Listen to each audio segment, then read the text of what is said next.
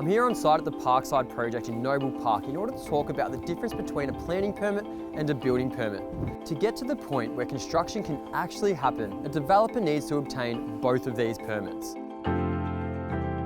To a layman, these terms may seem interchangeable, but planning permits and building permits are different documents that come from a different authority at different stages of the project. So let's explain the difference between planning permits versus building permits. The simplest way to think about the difference between planning permits and building permits is to understand what each one is trying to accomplish. Planning permits are trying to ensure that someone doesn't build something that negatively impacts the neighbourhood. Building permits are trying to ensure that when something is built, it won't collapse 6 months later. In the timeline of a development project, a developer needs to obtain planning permits first. Planning permits are a legal document from the local council that allow for a particular site to be used or developed in a particular way.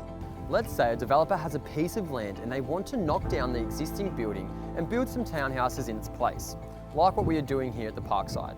The developer would have to submit plans to council showcasing what they want to build, how many townhouses, how they fit together on the site, where driveways and parking spaces will be, how tall the structure will be, does it block the sun, can you spy on the neighbours, things like that. The council will look at the plans and after a few months back and forth with the developer make a decision about whether they will issue a planning permit or reject the submission. It's only after a planning permit has been received that the developer will start working on the documents required for the building permit. Whereas the planning permit is issued by the council, the building permit is issued by a building surveyor. The building surveyor checks that the development meets the Building Code of Australia and any other requirements in the jurisdiction. Before they issue a building permit, the surveyor checks the engineering drawings down to the smallest details. These drawings are made up by multiple expert consultants, including a geotechnical engineer, a civil engineer, a structural engineer, a water supply authority, an electricity supply authority, a house energy rating scheme assessor, and a chief fire officer.